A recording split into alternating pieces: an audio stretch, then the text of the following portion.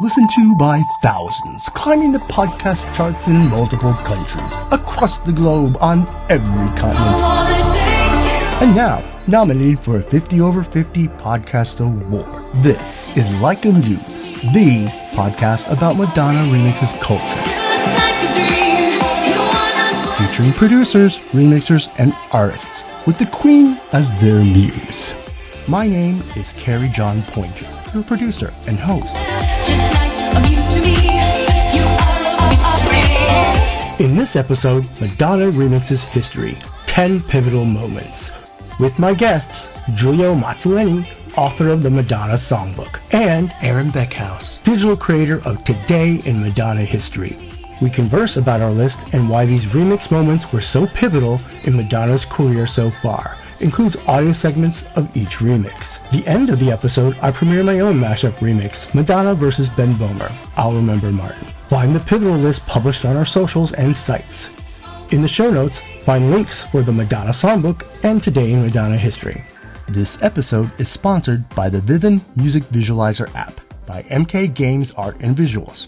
The Rhythm app is an important part of the production process for the episode video visualizers on YouTube. Now you can create your own unique visuals on the fly as you listen to my episodes. Use the special discount link for 50% off the first year. A generous percentage of your subscription directly supports my podcasts. Make sure to use the link in the show notes or on the Like a Muse page or the Club Kerry NYC sponsors page. The Rhythm Music Visualizer app for iOS, Android, and Mac. Now on to our pivotal moments in Madonna Remixes history. Welcome, Giulio and Aaron, to Like a Muse. Thank you very much. It's good to be here. It's a great pleasure. Ciao from Italy. It's quite the international panel we have here, from one from Australia, Aaron, Giulio from Italy, and myself from New York City. So we have been talking about creating a list, Madonna Remix History, 10 Pivotal Moments. And I'll be asking, how the heck did we whittle this down to 10 moments? And did we get it right? We think we got a pretty good job here. So we created a criteria. Our criteria for our remixes are: 1, overall cultural impact or exposed electronic house dance to the masses; 2, an innovative sound or reconstruction of the original song; or 3, contribution to our legacy and the 50 #1 Billboard Dance chart hits in the US. But before we get to our list, I want you to know a little bit more about our guests here on Like a Muse. Giulio is the author of the Madonna Songbook, basically the Bible about Madonna's songbook and the history of her songwriting. Giulio, why did you do this? How did you get started on this?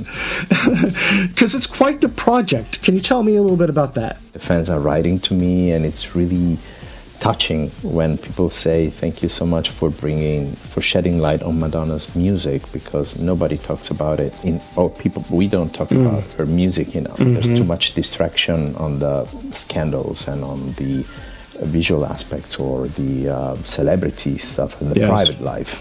Nothing of that is in my book. It's great to see so many people rejoicing because they discover things about Madonna's songs. Why did I do it? Because of the same reasons that a lot of fans are happy about it. Because I was complaining with my friend Matthew Rattenmund that there wasn't a book like this about Madonna, but there are books about Prince like this. One that inspired me to write this book called Old Songs, and there are books about Elton John or David Bowie or Freddie Mercury, and I thought no one is going to make a book about A, woman, B, this woman. It took me a long time and a lot of research. I have a great memory, but I also have to say resources to find tracks, because everything in my book is documented. So I have dates and I have quotes and I say from where they're taken.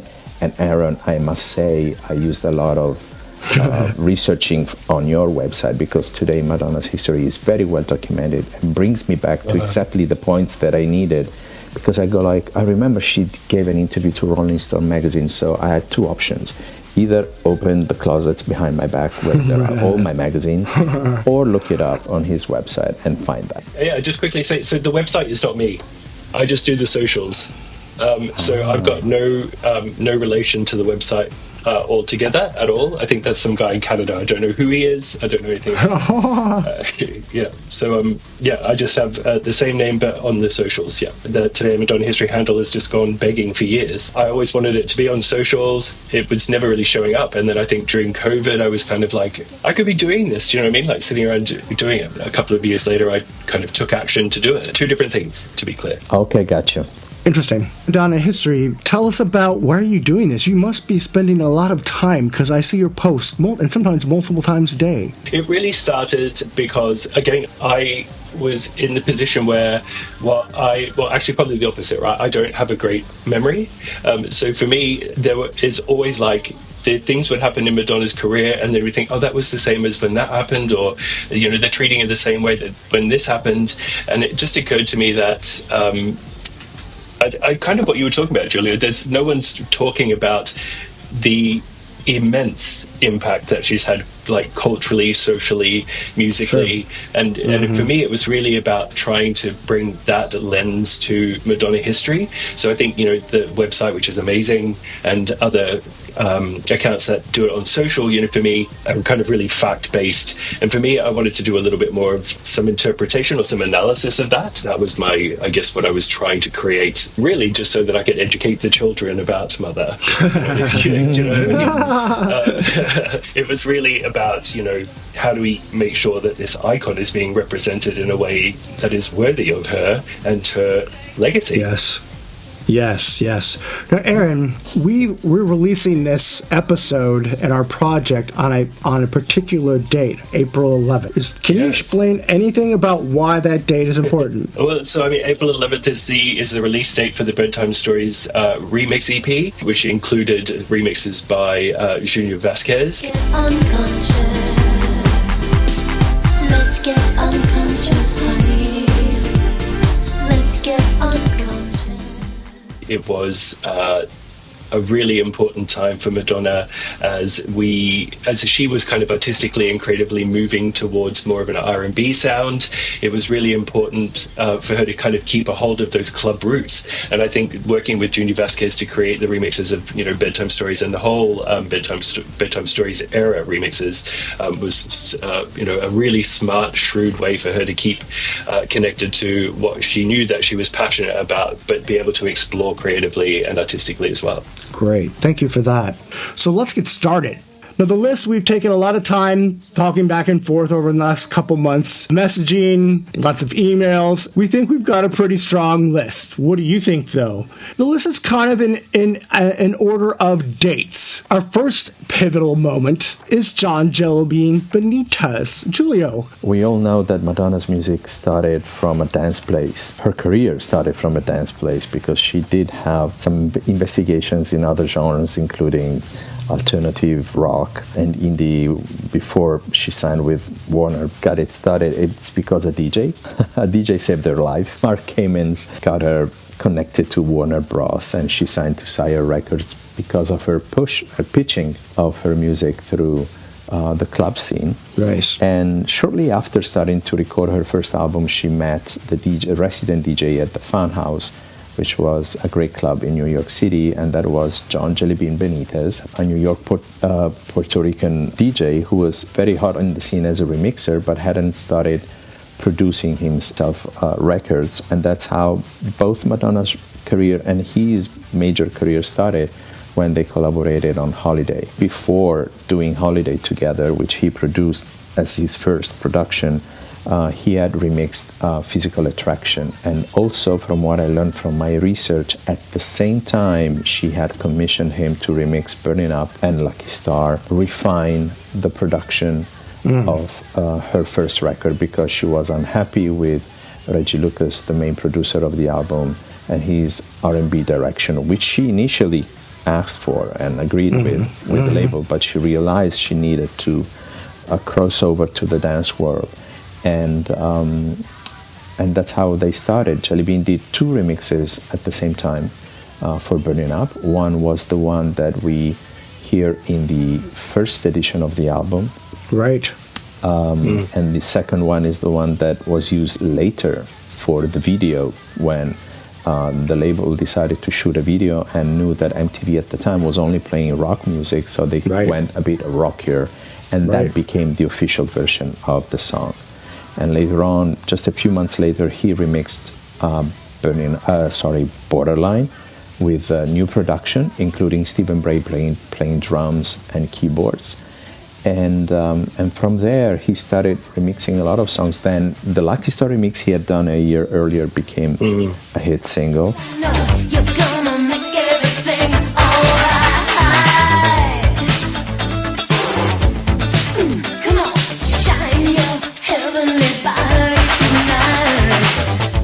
And then he also did Like a Virgin. He did Material Girl. He did Gambler. He produced Gambler. He produced Crazy for You. They did. She wanted to, give back to him and gave him a song called Sidewalk Talk. Right. But the label wouldn't allow her to sing in full, so they had Catherine Buchanan, I think, to sing most of the verses, and Madonna's voice was kept but not mentioned on the record. Because we all knew it was her. Of course. And then he did Material Girl. He did Dress You Up, which I think is one of his best remixes. And later on he did Spotlight and Holiday and Spotlight and Holiday for the You Can Dance album. Right. And one final collaboration that they did was working on a song called Working My Fingers to the Bone, which was a musical project that was just started but soon aborted. I think he's really important as a starting point because he was, like I said, creating a world for Madonna at the same time as creating his own career and introducing her to the extended versions culture that was being born. I remember doing research on my book and finding an interview that Madonna gave to a UK radio station where she was saying the remixes are so important. It's so important to entertain the people on the dance floor and give them extended versions. But now it's getting boring because everybody is following the trend of us from the downtown scene, and even Barbara Streisand is commissioning extended remixes. And that made me laugh a lot.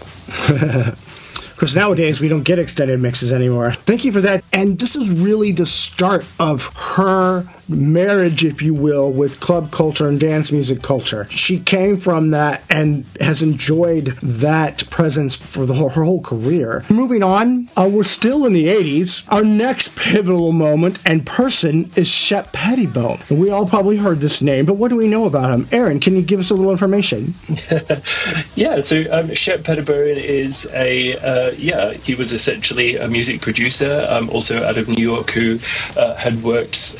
worked with Madonna and basically created essentially this remix revolution for dance music or for dance pop. So, I think famously he's most known for the Into the Groove remix of You Can Dance. Right. So You can dance. Come on.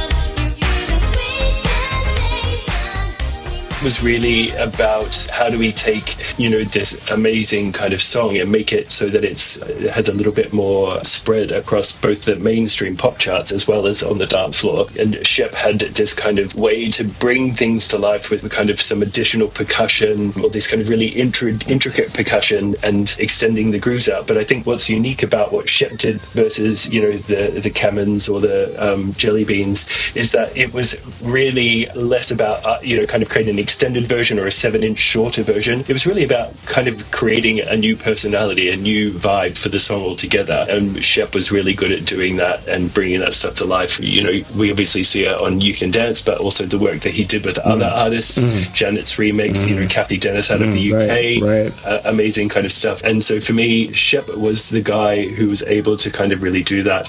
But I think probably his kind of big banner moment was with Express Yourself, right?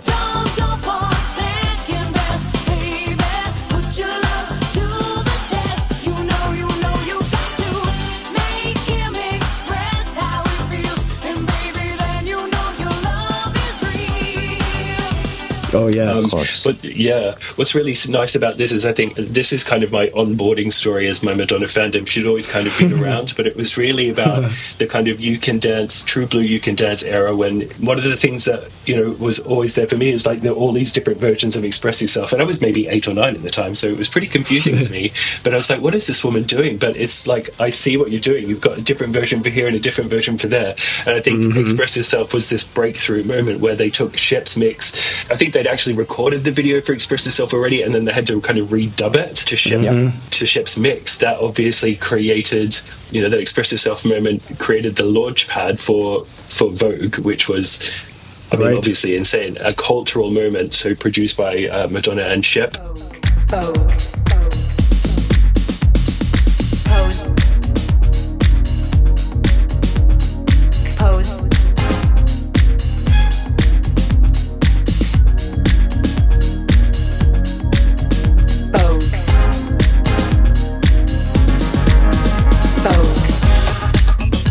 That song famously recorded, in a basement in New York, a couple of weeks to pull together, became one of her biggest hits, and I think probably, something that people associate with her, and that a lot of that comes down to the magic of Madonna working with Shep. Absolutely. A little bit of trivia. She would perform Express Yourself at the MTV Awards that year, and for the first time in her choreography, she vogued. Yes, certainly did. So yes, Shep Pettibone, like Jellybean, she would tap him to eventually record an album for her, which would become Erotica. This would be something we'd see a lot more here in some of our points. Our next is Justify My Love and the introduction of Orbit as a remixer. Now, we all remember Justify My Love and how it hit and the video being banned by MTV. But on the maxi single, the remixes, William Orbit first got introduced to Madonna World.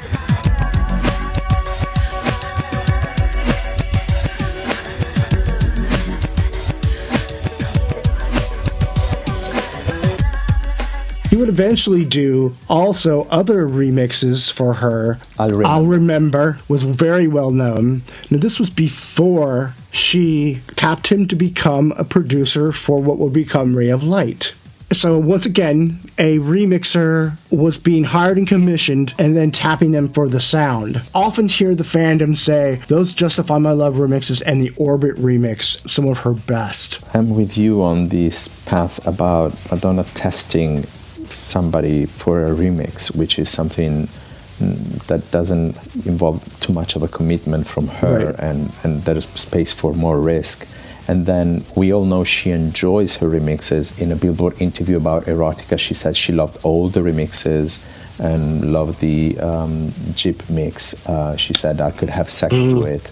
And then we all know that she works out to her own remixes because she doesn't like listening to her standard music. And we know she takes the remixes on stage. And like we've said, Aaron said about Express Yourself or Fever, she does remixes for the videos or what it feels like for a girl. So she likes changing things up. She likes the innovation, seeing her own product being reinvented. And then she goes like, if I really like this sound, why not trying writing songs with these people? And to a certain extent, the difference between standard musicians like Patrick Leonard and more technical producers like Shep Pettibone, you can see that Madonna's involvement in the writing side is deeper. When she works with Orbit, he's a true musical man, and she adds the lyrics and the melody because he lays all these sound beds. Whereas with Shep Pettibone, he would present her with beats, and then she would build a lot of that. So that's something really interesting. But she does like to take someone from a little experience and then, boom, make a whole project with. Yes. Giulio, you mentioned Fever and the Fever remixes. Our next point in Madonna history, pivotal moments, is Fever and Daniel Abraham and the work that he did with Madonna. Can you talk a little bit about that? Sure. It's I had a chance to talk to him in an interview for my book. There's a beautiful story in the fact that he worked in the same recording studios where Shep Pettibone and Junior Vasquez worked. They shared the same manager, Jane Brinton. She developed a lot of talents. She was very important for the dance music scene in New York. He became known after working with Nile Rodgers and mixing the Notorious album for Duran Duran. He became very known amongst these people because he would bring a touch of radio-friendly and a refined sound. So Freddie DeMann was suggested that he would address Daniel Abraham to fix Fever, quote-unquote fix, because I thought it was perfect as it was.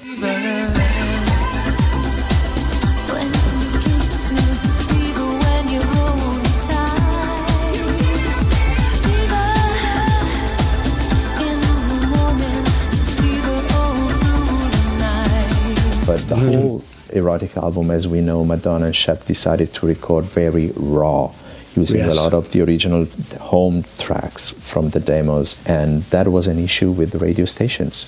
Who would notice in their technical quality and compression that the sound that she had delivered was good for a vinyl play or a CD at home play, but not good for radio. So they commissioned him. The first short remixes of Madonna's career were from Daniel Abraham, and he did Fever, which was blended in the video and the stage version of Girly Show. And then he did Rain, which kind of improved it a little bit and upgraded it to a more R&B contemporary radio sound for 1993. He told me he also did remixes for Bye Bye Baby, which were not used. And a couple of years later, Madonna called on him when she had finished her album, and at the last minute she decided to pull Your Honesty out for reasons we don't know about and replace it with Don't Stop. But Don't Stop was just a rough demo that Madonna had done with Dallas Austin and Colin Wolfe on bass and Tommy Martin on guitars. So it was extremely rough, and he was delivered this song he didn't want to do because it was August and he was about to leave for France with his family. He's French, and they begged him to do it.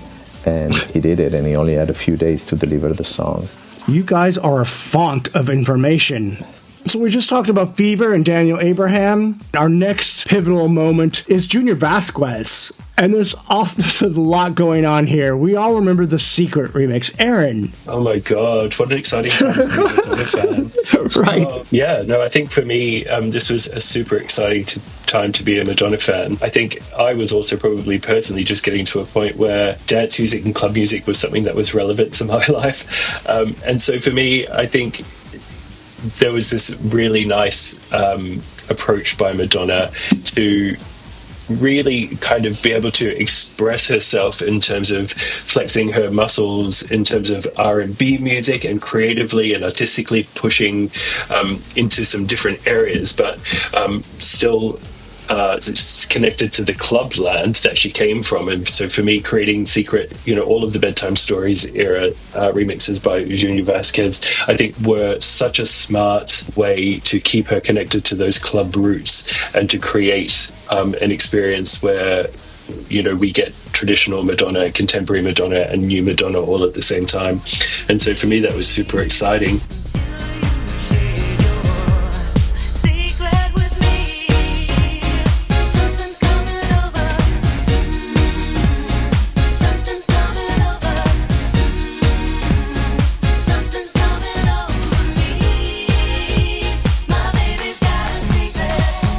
I think the other big story about Vasquez, as we know, is the If Madonna Calls track that was created from a voicemail that she left. Right. Kind of, I guess, demanding that he get in contact with her in Miami. He took that voicemail and turned it into a kind of pretty hard beat dance track. It was fun. I like it personally. Fortunately, Madonna didn't seem to like it as much. That was the end of their working relationship. Yes. Was he raged, cancelled? The first first cancellation. Yes. And this was before the age of social media, and so we still all knew about this. It spread like wildfire. Their downfall of their relationship. Moving on in our timeline, we are now into the 90s. Don't Cry for Me, Argentina. Giulio. I think this is an essential moment in Madonna's dance history, because it's the first time that she sat in the, probably, that we know of, that she sat in the studio and actually produced the remix along with the musicians like, in this case, Pablo Flores and Javier Garza. These two gentlemen came in recommended by Emilio Estefan, Gloria Estefan's husband.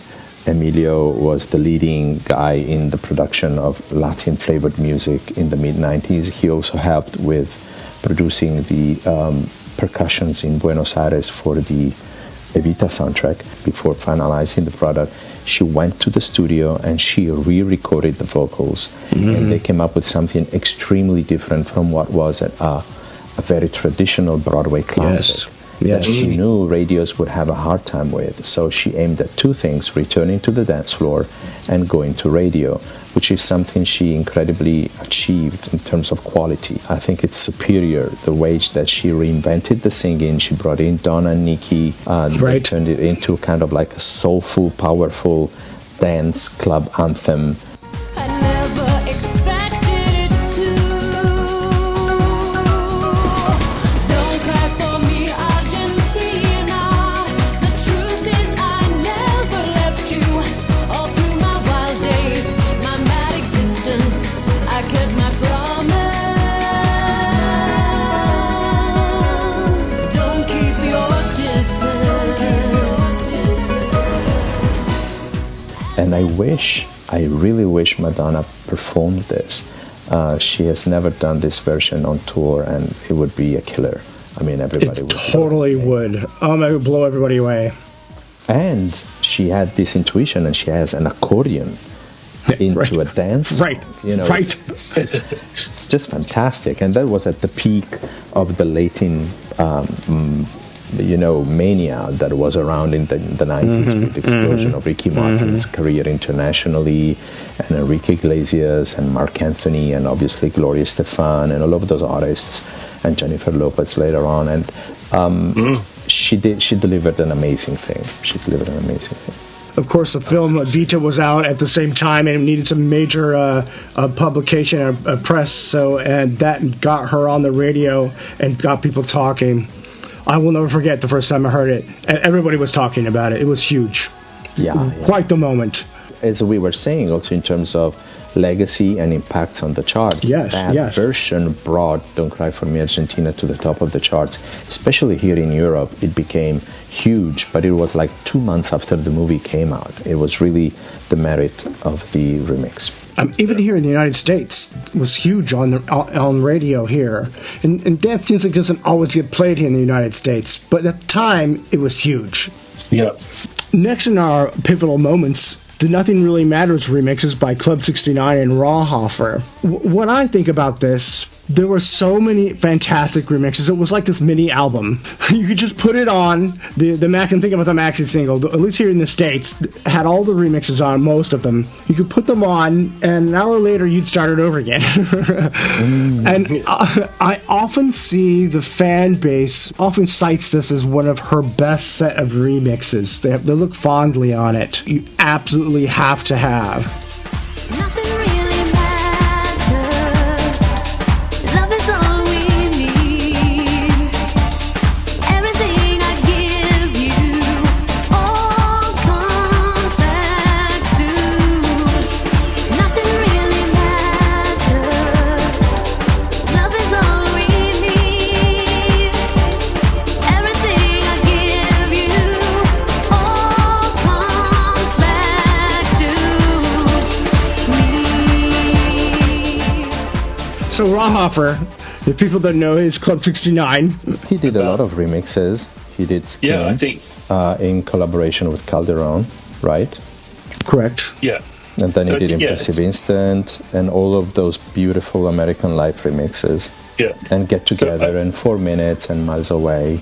And for me, I think the beauty of the Rauhofer kind of remixes is this, as I was suggesting before, is that it's the kind of house got more progressive and a little bit darker and a bit more underground.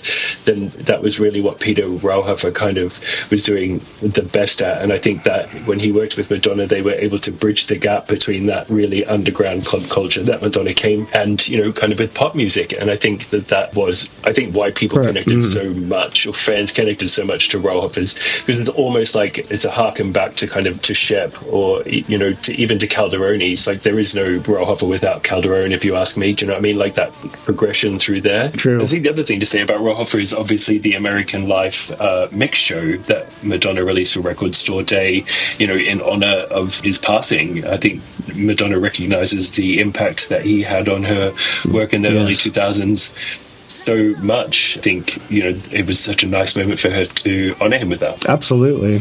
People would go to his live shows where he was spinning, at least here in New York. There were lots of Madonna fans, and he would always play a remix of her that he did of hers that was unofficial, that had been released. Everybody would be interested in knowing what they were and getting their hands on them. So next on our list of pivotal moments is What It Feels Like for a Girl, the Above and Beyond remixes. Aaron, what do you think? It almost blew my face off, taking that softly, quiet, spoken, introspective song and turning it into this club banger. Right. Just huge trance area, right? I know. With this kind of really progressive kind of build throughout it. And then, with the video, she got her husband in to do that video. So Guy Ritchie directed the video for What It Feels Like for a Girl, and it was the old Kuntz home and all of that kind of stuff. It was a powerhouse.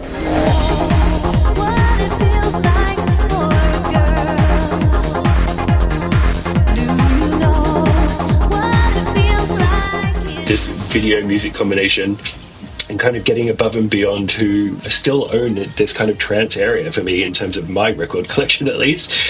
So for me, it was such a almost not a return to form, but it was a push into a new direction. We hadn't really had this trance side of things, and I think kind of coordinating that with what was essentially the back end of the music era, I think was really kind of telling for what was to come. And quite frankly, or specifically, the Above and Beyond mix of What It Feels Like for a Girl is one of my favorites to this day. True.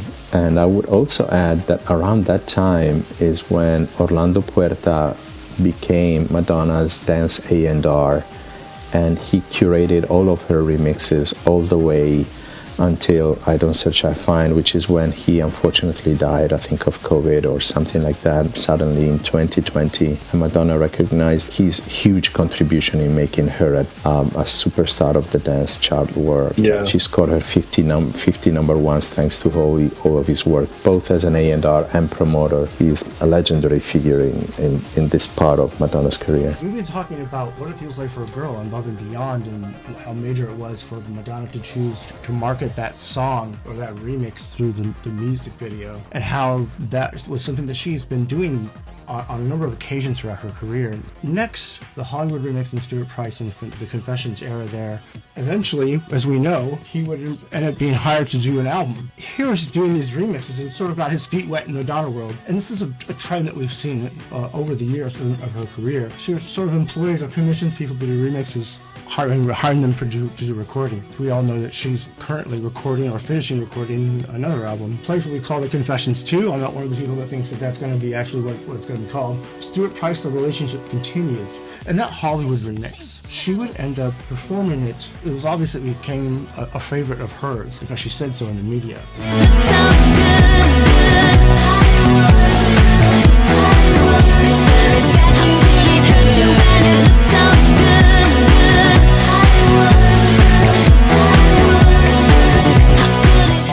Was interesting from the American Life album. A lot of people love that album. A lot of people don't. But those remixes were a bright spot for a lot of folks. If we can probably remember, that was the remix she performed with Britney at the MTV Awards, the infamous Kiss. Yes, absolutely. Yep.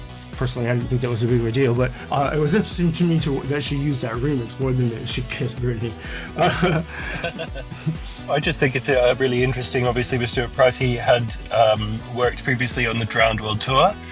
There's a nice interview with him talking about the process of becoming, working as the musical director on Drowned World, and then taking that next step into producing Confessions of a Dance Floor.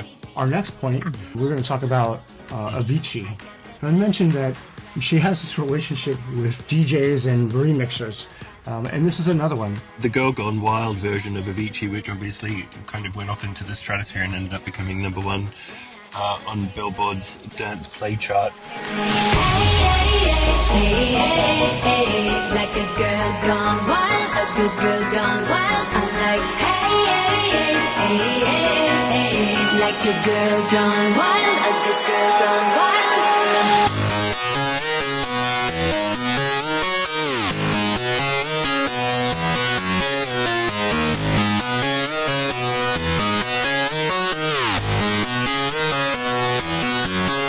Absolutely huge. It was really the kind of first time we started to get these Avicii EDM festival vibes coming through in some of Madonna's music. She'd obviously taken, you know, this formula of taking her introspective lyrics and applying those to these other kind of dance music, and now she was really pushing through into here. We started to see that, you know, I think particularly that extended, as you were saying, into a relationship more around production, and there was, you know, Double Prey and Wash All Over Me, and obviously Rebel Heart from the Rebel Heart album, which I think really brought that EDM style in, and once again was able to kind of take Madonna's pop sensibility and really bridge that gap there.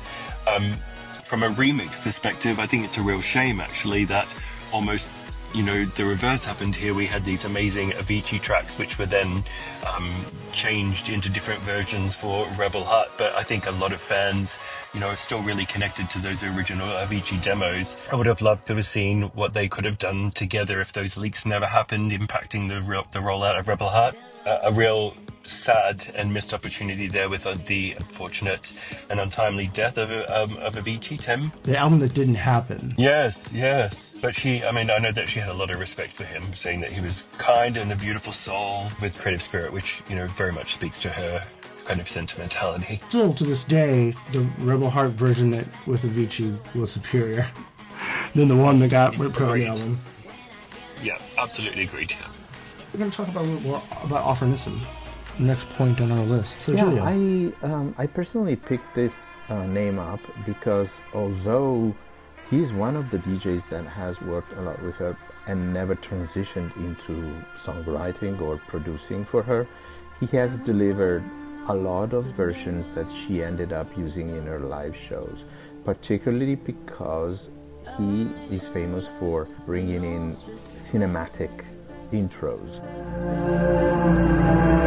Everybody knows the damn truth. Our nation lies with lost respect. Everybody knows the damn truth. Everybody knows the damn truth. Everybody knows the damn truth. Our nation lies, we've lost respect. When we wake up, what can we do? Get the kids ready, take them to school. Think of the Girl Gone Wild or the MDNA tour or Medellin used for the video. He has this hyper creative musical quality that goes next to the fact that, in my opinion, places him among the best remixers of the last few years. The Living for Love long intro that she's used for the TV shows and the Rebel Heart tour, with the walking down with the cape, is extremely creative Israeli DJ who's especially active in the queer scene, LGBTQ festivals.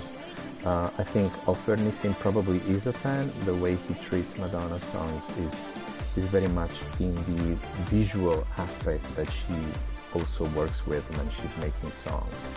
I find it interesting too that a lot of his unofficial remixes are very popular, and that's a thing that we see with some of our other DJs and producer artists on our list as well. And our next point, Tracy Young also was known for her underground remixing, but she would end up being commissioned by someone officially. So who was that, Giulio?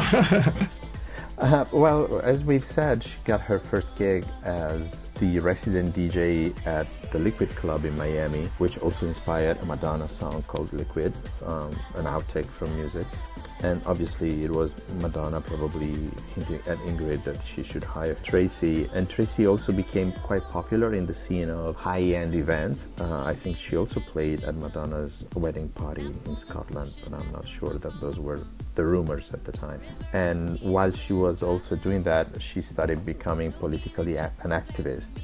and she's been supporting various LGBT charities across the years, and she's extremely active even nowadays. Her latest work is a remake of Last Night a DJ Saved My Life with Nikki and Donna, and I think everybody should be listening to them and supporting them. I think the first official remix she did for Madonna was Music, and then she also did Don't Tell Me and What It Feels Like for a Girl.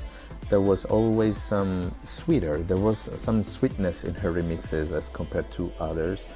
She also did the magnificent GHV2 Megamix, and then she was called for Nothing Fails and Hung Up for Minutes. And then again for Madame X, which is very important because with I Rise, she became the first woman to win a Grammy for the best remixer.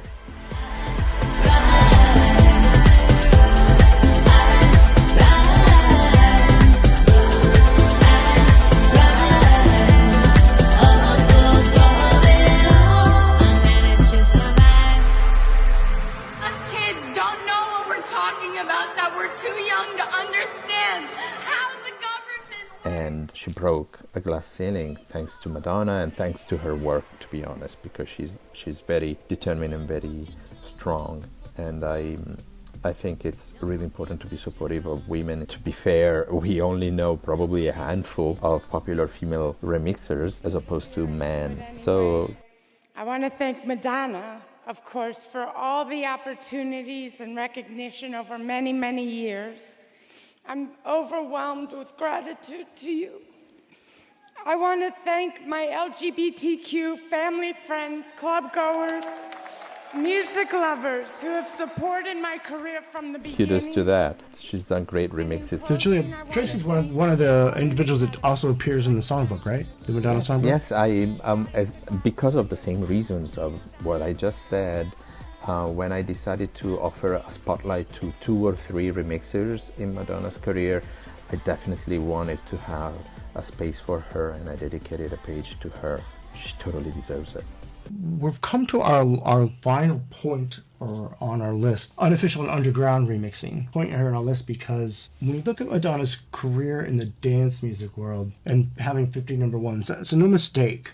In large part, I think, because she enjoys this level of support from DJs and producers that seek out ways to remix her material, or her songbook. As I mentioned, with the advent of the internet and also with the change in technology and use of computers for the recording process, people could start doing their own remixing. If they wanted to develop skill sets, they could do it at home on their computer, create their own remixes. Many of them have started to come together and develop a community. They're filling in the gap when she's not doing anything. They're continuing to recreate and reimagine her songbook that, thanks to the internet, came together 10, 15 years ago. There's a lot of people I could mention, because she has actually, I would say, tacitly given approval. And I say that because she, or whoever is on her team, has reposted some of this stuff from these remixers on her social media. She would also eventually hire an individual, his name is Dens54, DENS54, Dens54. His remix of Like a Virgin that he had done, unofficial. Somebody brought it to her attention. She decided she wanted to perform it live. Live version that she did was that remix. She hired him, and he would also become the DJ on the tour. It was Rebel Heart.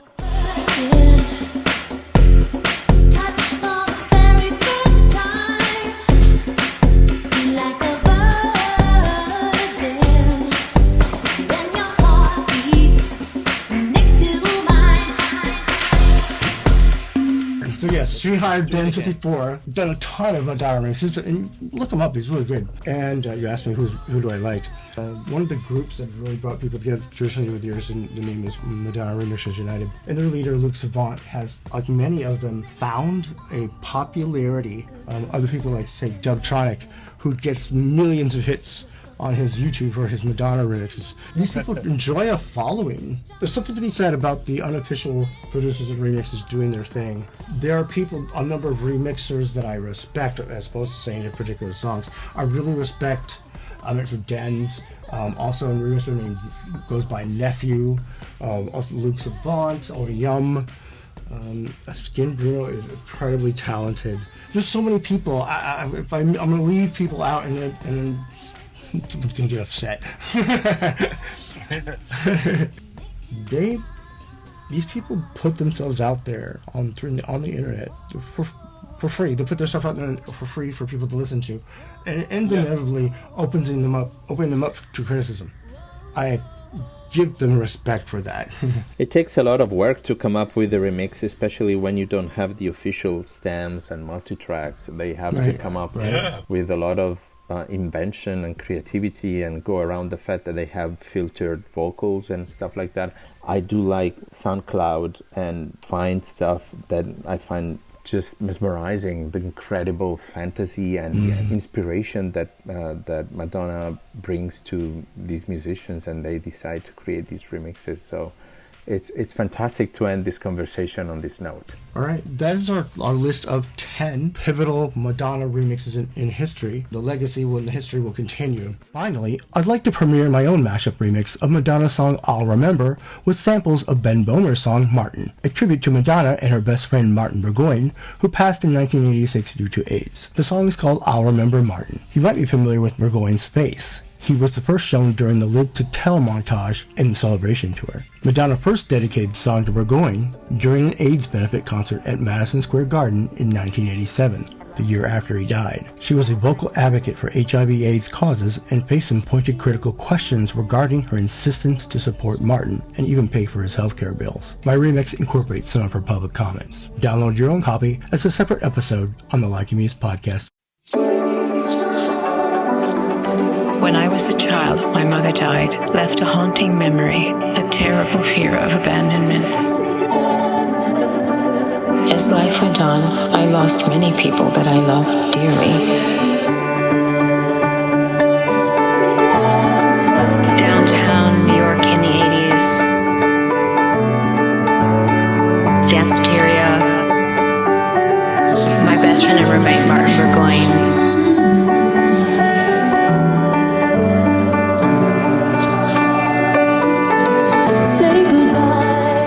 Not knowing when the truth in my whole life began. Say goodbye, not knowing how to cry. You taught me that, and I'll remember the strength that you gave me. Now that I'm standing on my own, I'll remember the way that you saved me. I remember.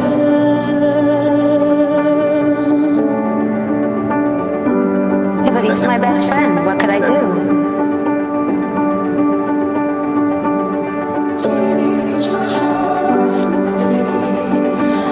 I loved him. How could I deserve him? Inside, I was a child that could not end a broken wing. Outside, I looked for a way to teach my heart to sing. And I'll remember the love that you gave me. Now that I'm standing on my own, I'll remember the way that you changed me. I remember.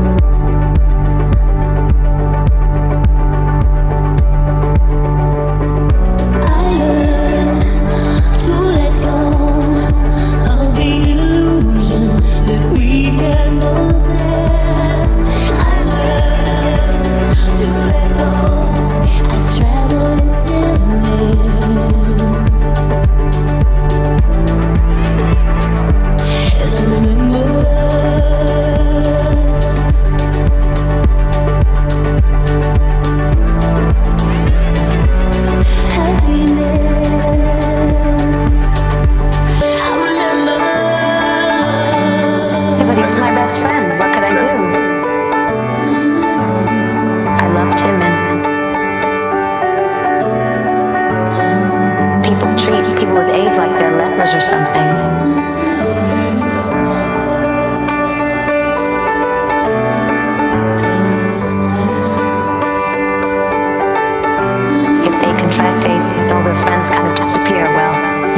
friend.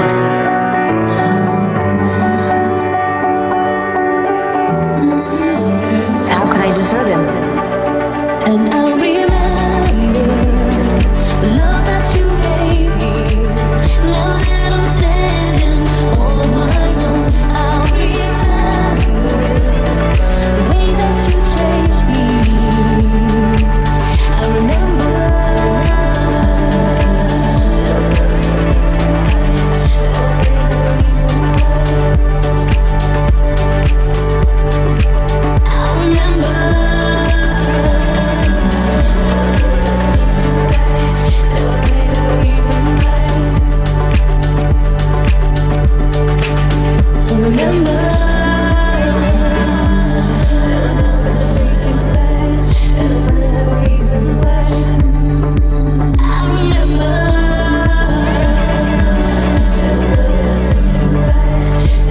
Downtown New York in the 80s.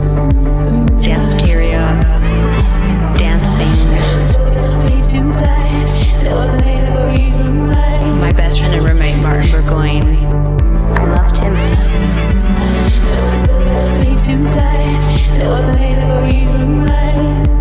An amazing time of my life. A big thank you to Giulio Mazzoleni, author of the Madonna Songbook, and Aaron Beckhouse, digital creator of Today in Madonna History, for authoring the list with me and joining us here on Like a Muse. My name is Kerry Poynter. Thanks for listening.